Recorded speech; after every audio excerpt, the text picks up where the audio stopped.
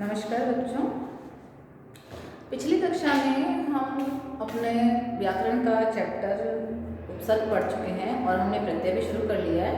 लेकिन आज हम उससे पहले हमारा जो पाठमाला है पलाश, उसका 12वां पाठ हम झूठ बराबर तप नहीं हमने पढ़ा। इसके प्रश्नोत्तर हमने कर लिए, किंतु हमने भाषा से जो प्रश्न है व्याकरण वाले प्रश्न वो नहीं किए थे। मैंने आप लोगों से कहा था कि आप लोग कीजिएगा, फिर हम टेली करेंगे।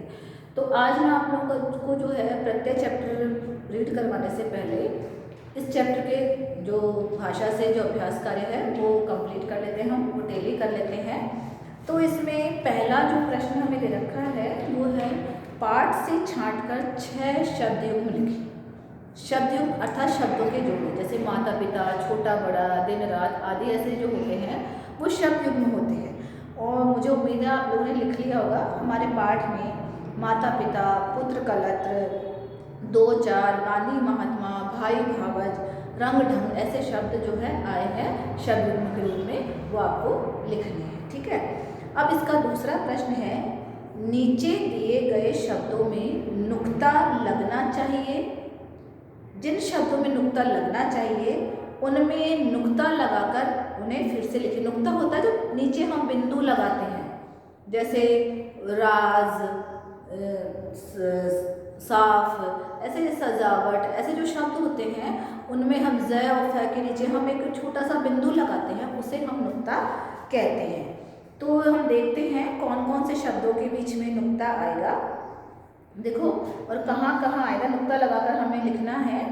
पहला शब्द हमें दे रखा है खोज, है ना। खोज दे रखा है, तो खोज में नुक्ता नहीं आता है। जेब, जेब में नुक्ता नहीं आता है। फिर है मजबूत, मजबूत में नुक्ता लगाया जाता है। मजबूत में नुक्ता लगाया जाता है। मजबूत में नुक्ता हम कहाँ लगाएंगे? यहाँ पर ज पे, मजबूत। और इसका जो उच्चारण हो जाएगा वो होगा मजबूत, ज, जय नहीं ज। ठीक है। फिर है इलाज, इलाज में नुक्ता नहीं लगता है। जिंदगी, जिंदगी में नुक्ता लगता है। नुक्ता कहाँ लगेगा? ज पर। ठीक है, यहाँ जिंदगी। ठीक। फिर है हमारे पास शब्द मंजूर, मंजूर में भी नुक्ता लगाया जाता है। मंजूर। ठीक है। फिर है जगत, जगत में नुक्ता नहीं लगता है। फिर है जगह, नजर, नजर में नुक्ता लगाया जाता है। ठीक है। फिर है जगह, जगह में नुक्ता नहीं लगता है। अर्जी और जरूरी में नुक्ता लगा जाता है। अर्जी और अब है जरूरी, इनमें नुक्ता लगा जाता है। ठीक है। अब हमारा पेज नंबर 106 निकालिए आप लोग। इसमें इसका दूसरा है, दूसरे इकाई ख पे पाठ से छांटकर फ के प्रयोग वाले 5 शब्द लिखे। फ जिसमें कि नुक्ता लगा हुआ उसके हमें 5 शब्द लिखने हैं। तो उसमें है एक शब्द हमारा होगा, इसमें क को ये हो गया है और ख में हम लिखेंगे फन। ठीक है। पाठ में एक शब्द तो फन आया फ में, और फकीर है, फकीर भी आया है ना। और तीसरा हम शब्द लिखेंगे इसमें सफाई, फाख्ता और फर। सफाई,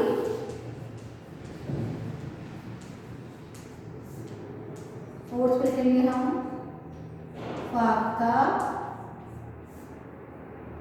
और 5वें पे हम लिखेंगे फौरन। इस तरीके से ये हमारे शब्द हो गए हैं नुक्ते वाले। ठीक है। अब तीसरा हमें प्रश्न दिया है, नीचे दिए गए शब्दों से छांटकर विशेषणों के आगे सही विशेष्य लिखिए।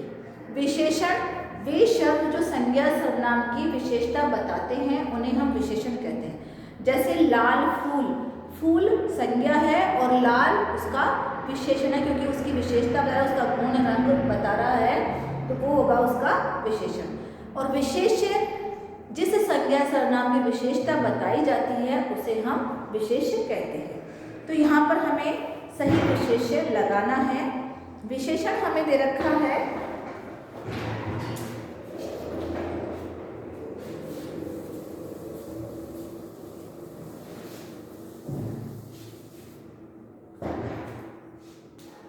थर्ड पे, हमें विशेषण दे रखा है प्रचंड। प्रचंड रखा है विशेषण, और इसका विशेषण क्या होगा, देखिए जमाना, बहुमत, संगीत, जरूरत, बंगला, कार, गेहूं, आर्ट, इसमें से होगा प्रचंड बहुमत। इसका सही विशेषण होगा बहुमत, प्रचंड बहुमत। दूसरा शब्द हमारे पास है महान। महान में लगेगा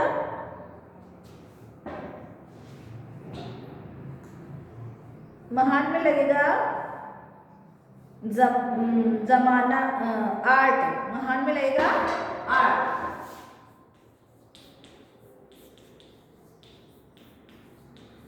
ठीक है। फिर तीसरा शब्द हमारे पास है तीन छटांक। तीन छटांक में लगेगा गेहूं, क्योंकि ये मात्रा बताई जा रही है। तीन छटांक ये है गेहूं। फिर हमारे पास शब्द है बेसुरा। बेसुरा के साथ लगेगा संगीत। बेसुरा का सही विशेष्य होगा संगीत। फिर हमारे पास शब्द आ रहा है शानदार। शानदार का विशेष होगा कार। शानदार का विशेष है कार। फिर हमारे पास है पिछड़ा। पिछड़ा का विशेष होगा जमाना। पिछड़ा का विशेष होगा जमाना। फिर हमारे पास शब्द है ठाठदार। ठाठदार के साथ आएगा बंगला। ठाठदार का विशेष होगा बंगला। ठीक है। फिर हमारे पास शब्द है सख्त। सख्त के लिए आएगा जरूरत। सख्त विशेषण के साथ इसका विशेष होगा जरूरत। क्या होगा इसका? जरूरत। इस प्रकार ये विशेषण विशेष्य के जोड़े पूरे हो गए हैं। चौथा प्रश्न है हमारा, निम्नलिखित वाक्यों की क्रियाओं के काल कोष्ठक में दिए निर्देश के अनुसार बदलकर वाक्यों को फिर से लिखिए। ठीक है। वाक्य हमें कोष्ठक में हमें काल दे रखे हैं, वाक्य हमें दिए गए हैं, तो कोष्ठक में दिए काल के अनुसार हमें वाक्य फिर से लिखने हैं। तो देखिए पहला इसमें वाक्य है, टिकट कलेक्टर रॉब में आ गया। आ गया ये सामान्य भूतकाल, आसन भूतकाल है। अब इसे हमें बदलना है भविष्य काल में। भविष्य काल में आ जाएगा, तो हम ये वाक्य लिखेंगे, टिकट कलेक्टर रॉब में आ जाएगा। गया की जगह हम इसको बदल देंगे जाएगा। ठीक है। फिर दूसरा वाक्य हमें रखा है, फर्स्ट क्लास में भी आदमी का भुर्ता बन जाता है। ये है वर्तमान काल में। अब हमें इसे भूतकाल में बदलना है। ब्रैकेट में भूतकाल रखा है, उसमें हमें इसे बदलना है। तो हम लिखेंगे, फर्स्ट क्लास में भी आदमी का भुर्ता बन गया। बन जाता है नहीं, बन गया, क्योंकि हमें इसे भूतकाल में बदलना है। भूतकाल होता है जो बीता हुआ समय होता है, वर्तमान काल जो चल रहा है, और भविष्य काल जो आएगा। ठीक है। अब तीसरा इसमें वाक्य रखा है, बीवी बच्चे दिल्ली लौट आने से खुश थे। इसे हमें बदलना है वर्तमान काल में। ये वाक्य हमारा भूतकाल में है और अब इसे हमें बदलना है वर्तमान काल में। तो इसे हम लिखेंगे, बीवी बच्चे दिल्ली लौट आने से खुश हैं। थे की जगह हम लिख देंगे हैं। फिर आता है हमारा चौथा, सारी दुनिया में हम झूठों का ही सिक्का चलता है। ये किस काल में है वाक्य? वर्तमान काल में। अब हमें इसे भूतकाल में बदलना है, बीते हुए समय में बदलना है। तो ये वाक्य हम लिखेंगे, सारी दुनिया में हम झूठों का ही सिक्का चलता था। है के स्थान पर हम लिखेंगे था।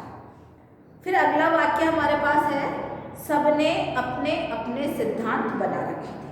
ये वाक्य है भूतकाल, बीते हुए समय का, और इसे हमें बदलना है वर्तमान काल में जो अभी चल रहा है। तो यह वाक्य लिखा जाएगा इस तरीके से, सबने अपने अपने सिद्धांत बना रखे हैं। थे के स्थान पर हम लिखेंगे हैं। अब अगला इसमें वाक्य है, आपकी बात सच है तो मैं झूठ बोलना छोड़ सकता हूँ। ये वाक्य वर्तमान काल में है और इसे हमें बदलना है भविष्य काल में, आने वाले समय में। तो क्या होगा इसका वाक्य, कैसे लिखेंगे हम?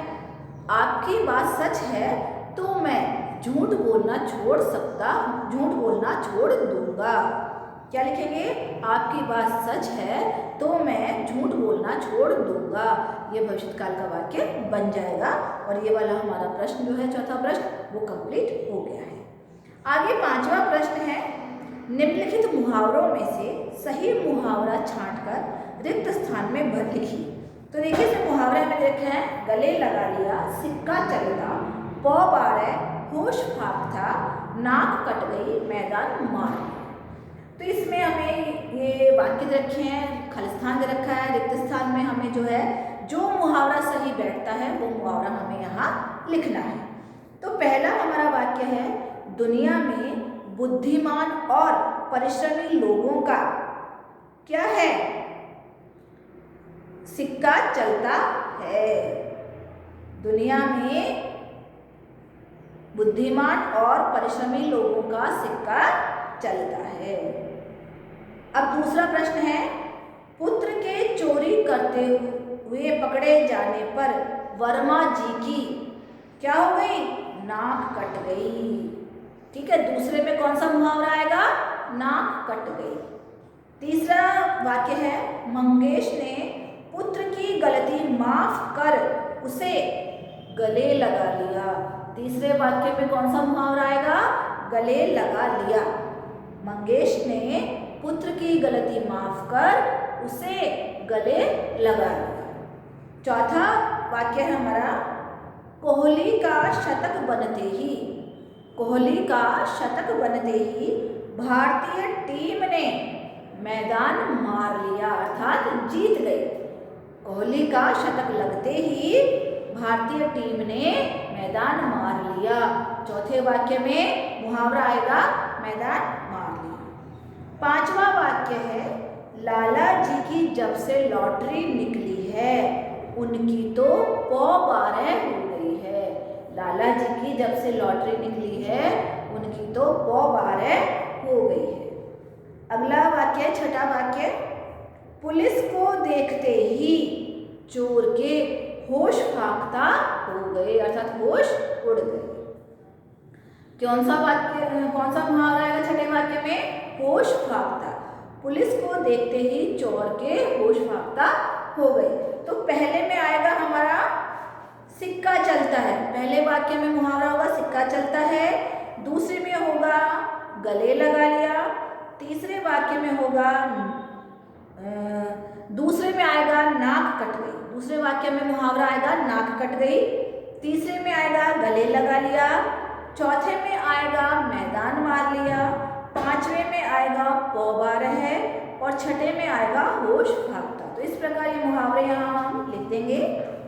अब मूल्य पर प्रश्न उच्च स्तरीय बौद्धिक कौशल देखिए। सच तभी बोलना चाहिए जब जान जाते हो। क्या आप लेखक की इस बात से सहमत हैं? क्या आप इस बात के पक्ष में हैं? ये प्रश्न आपको खुद से करना है कि आपके विचार इस पक्ष में क्या है। ठीक है, आपके अनुसार झूठ बोलना उचित है या अनुचित? ये प्रश्न, दोनों प्रश्न जो है मूल्यपरक हैं और ये दोनों प्रश्न जो है आपको खुद से करने हैं। ठीक है, तो इस प्रकार आप लोगों को जो है खुद से ही ये दोनों प्रश्न करने हैं। अब रोचक क्रियाकलाप में देखिए पाठ में आए शब्द गज, छटांक, पुराने समय के नाप तोल के बारे में बताते हैं हमें, इनके विषय में और जानकारी एकत्र कीजिए और जानिए। ठीक है, तो आप लोग ये करेंगे। और कोई ऐसी घटना लिखिए जिसमें जब आपने झूठ बोला हो और आपका झूठ पकड़ा गया हो। तो ये प्रश्न आपको खुद से करने हैं। ठीक है, आगे हम जो है अपना जो हमारा व्याकरण का 7वां पाठ प्रत्यय चल रहा है वो पढ़ेंगे।